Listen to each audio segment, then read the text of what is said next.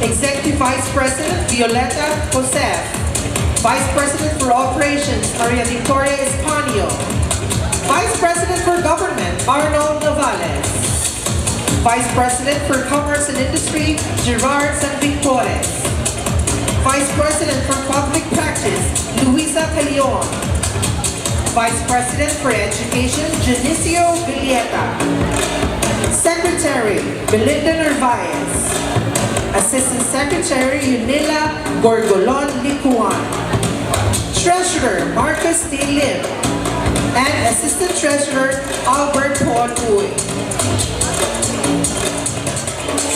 Also from Northern Luzon, Emerita Heron.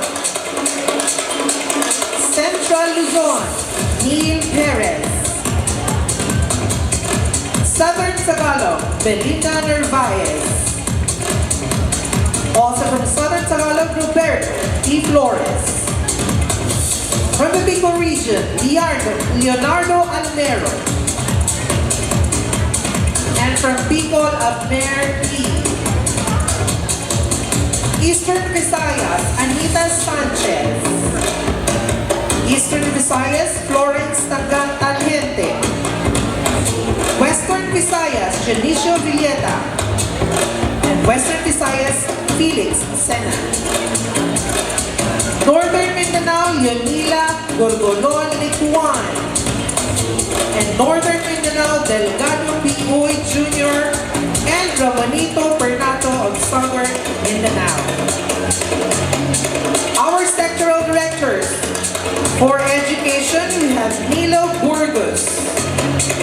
Government sector, Rodora Icarono. Our Executive Director, Estelita C. Aguirre. PICPA past National Presidents. Mr. Pio Bacoma. Baby E. Gonzalez. Froilan Ampit. Power Levin. Andy Cabuyadao. Josie Chua.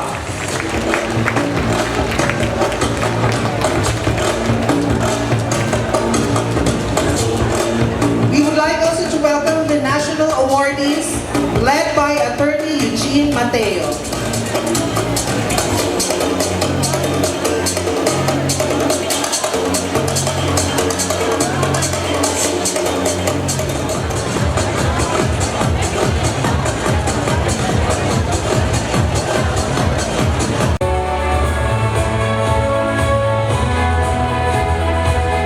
Now, Butuan City has re-emerged as the center for development and promises to become a frontliner in Mindanao.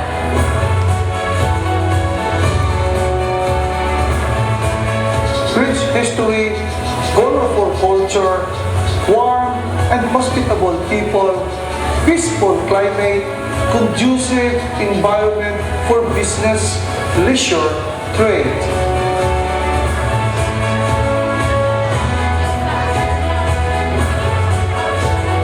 This is Butuan, the home of the Balangais, sailing forward to a brighter future. Journey with us as we converge, convene, connect, and celebrate.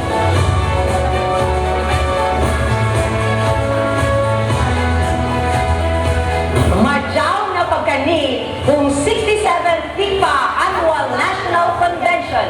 Madyaw kadyaw, Butuan kadyaw ka. Ato ini.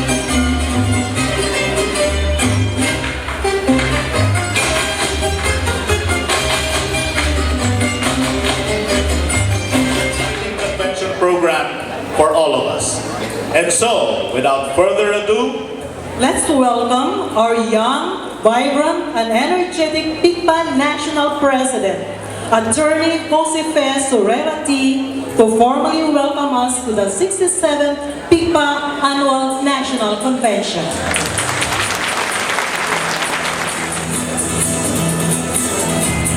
Securities and Exchange Commission Commissioner Antonieta Fortuna Ibe, representing the Chair of the Commission, Teresita Herbosa, the Vice Mayor of the City of Butuan, Lawrence Lebel Fortun, the Chair of the Board of Accountancy, Attorney Eugene Mateo, the Securities and Exchange General Accountant, Attorney Monet Casals Diaz, our distinguished guest, Robert Guilfoyle of the World Bank, and Reza Ali of the Association of Chartered Certified Accountants, past national presidents of PICPA, presidents of the sectoral organizations, officers and members of PICPA, friends, madyaw nga pagkani ng 67th PICPA Annual National Convention. We are all gathered here in historic Butuan. It is, and it has been known as the land of gold. Literally, it is a land of gold. In fact, as cited in the book entitled Butuan of 1,000 Years of historian Greg Hontiveros, the allure of gold brought a lot of persons near and far to the shores of Butuan. And one of those was Ferdinand Magellan. In the Chronicle of Antonio Pigafetta, the chronicler of Magellan, in the 1521 expedition, Pigafetta described Butuan as a land of gold, whose king he met during their visit to the island, where pieces of gold of size of walnuts and eggs are found by sifting the earth. Imagine an egg that big, plenty of gold. And he also described that the dishes of that king are made of gold, and also some city basically confirmed this truth as chronicled by the people who came here to Butuan. The Central Bank gold collections and the Ayala Museum collections are proof of the reality of all these chronicles about gold. Indeed, Butuan is a land of gold. In fact, as we speak, we are sitting on piles of gold. Yes, that's true. The whole Caraga region, you're sitting on piles of gold and very precious minerals. I'm not joking. It's true. But please don't start digging. But Butuan is also a land of golden stories of ethics and excellence. I call them golden because they are very precious when we talk of ethics and excellence. And I would like to share you two stories close to my heart. One such story is the story of the Butuan boat called the Balanghay. I was privileged enough to be part of the team that built the Masawa Butuan, a replica of the Balanghay of long time ago. And it was built in the way it was built thousands of years ago. And the boat builders who came from Samal, when they chose the tree that would be used for the boat, they just did not cut any trees they saw in the forest. It took some time. In fact, you know, we had a planner in that organization. He was a manager, good manager of one of the banks. He was already getting impatient. We were already behind our timelines. But the Samal builders, boat builders, did not want to just cut any tree. They looked at the trees in the forest, and it was not just the sturdiest tree that they had to cut. They had to consult with the Creator, whether this sturdy tree was meant to be a boat. Because, as we all know, everything has a reason for being. And so it took time. They were bound by their code of ethics. Junior. is a father of 3 and a husband to a dialysis nurse. He was a practicing orthopedic surgeon, subspecializing in traumatology, which he obtained at the Department of Orthopedics, University of Cincinnati. He graduated with a degree in Bachelor of Science in Medical Technology with university honors at Silliman University and a degree as Doctor of Medicine at Gulyas College of Medicine. He took his residency at the Philippine General Hospital and graduated as Chief Resident in 1992. He has published scientific papers in orthopedics and has been a member of the National Board of Trustees of the Philippine Orthopedic Association. He was once a member of the National Board of Trustees of the Habitat for Humanity. He was at the peak of his orthopedic practice when he ran as Punong Barangay and later fulfilled his calling to be the mayor of this city.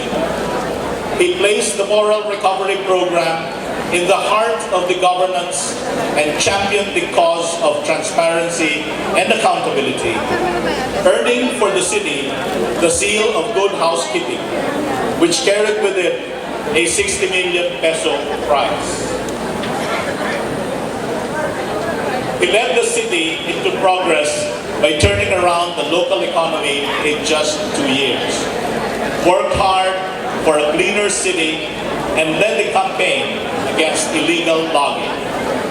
For this, he was the only local chief executive recognized by President Aquino during his State of the Nation address. The city has been the recipient of several awards and recognition. He cannot join us today because he is in Japan to represent the cities of the Philippines in the United Nations Expert Group Forum on Sustainable Cities Development. The city mayor has a message for all of us, PICPAns. So ladies and gentlemen, fellow PICPAns, the mayor of Butuan, the Honorable Ferdinand Amante Jr.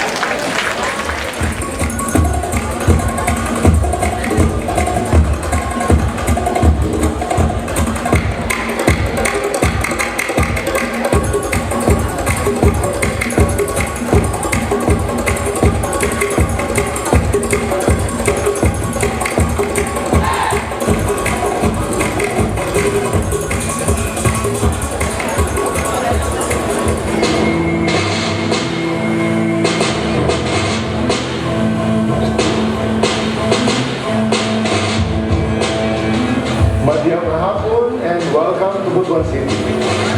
Thank you very much for choosing our city as the venue for the 67th PICPA Annual National Convention.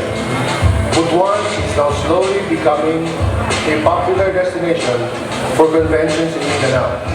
And your gathering here today is a big boost to all our endeavors. Your theme for this year's National Convention is anchored in ethics and excellence. These are the two essential values that one must possess in order to succeed in any line of work. The city government of Butuan fully supports such activities that promote quality service to our fellow men. Maybe it can be said that ethics and excellence are now more of the exception rather than the rule. I would like to believe that all of you who are gathered here today possess these two rare qualities as we also in the city government promote ethics and excellence among our ranks. We have a number of department heads and employees who are also members of PICPA. In fact, our city administrator, Ma'am Lea Mendoza, is one of you. I am proud to say that she is instrumental in implementing the needed reforms in our governance, which brought us to where we are now, a constant local government unit with a sound fiscal status. I wish you all a very fruitful convention, and I hope that you will enjoy your stay here in Butuan. Welcome once again Mabuhay ang PICPA, mabuhay ang Pilipinas. Mayor of Butuan, Honorable Lawrence Level H. Fortune.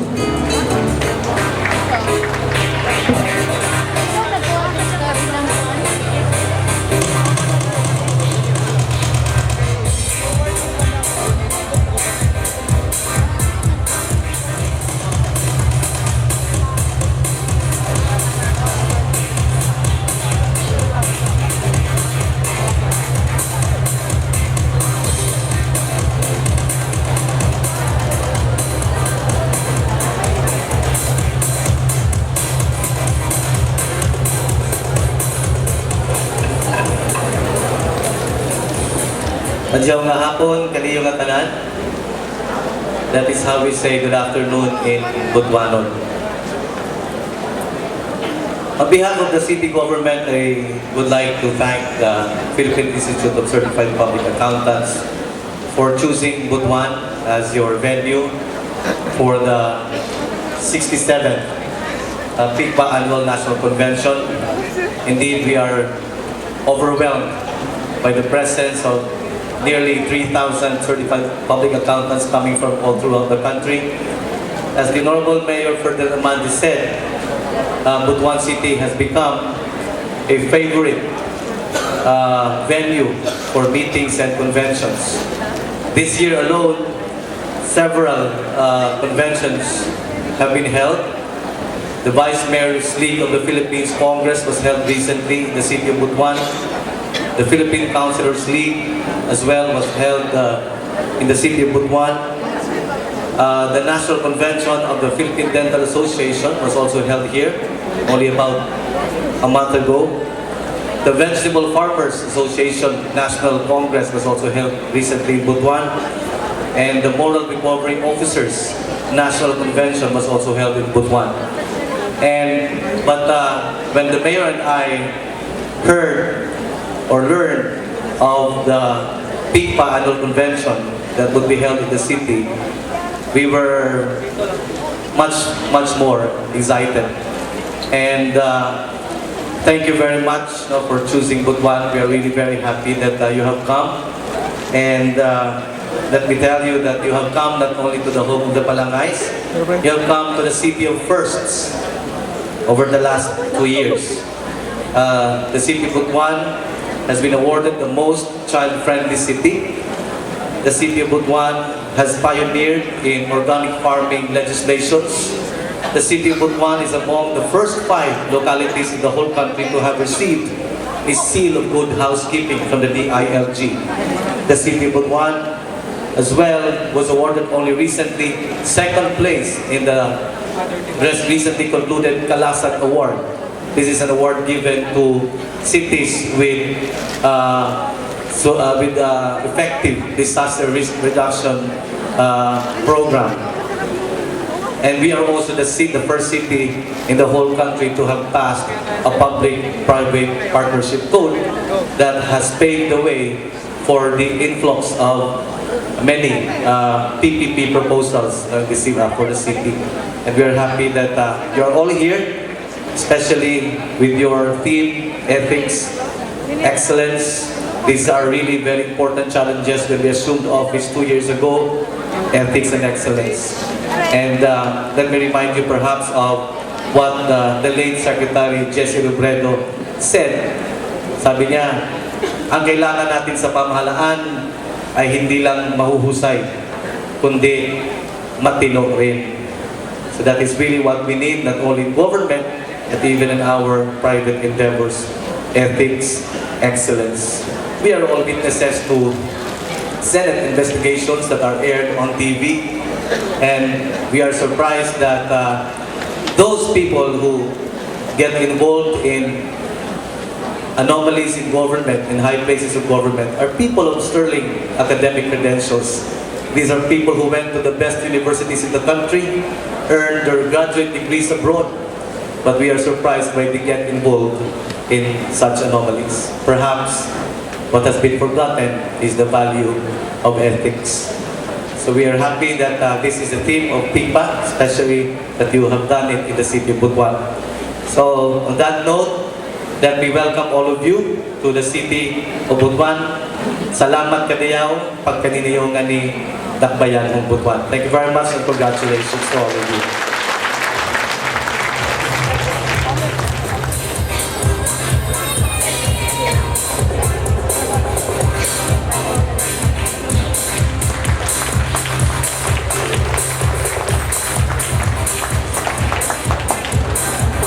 Thank you very much, Vice Mayor. May we request the Vice Mayor to please remain on stage as we call on our President, Attorney Joseph Sorera T, and the Convention Chairs Arnel Jude L. Villanueva, Rodolfo P. Makiling, and Rowena P. Tabada for the presentation of the symbolic gate to the city.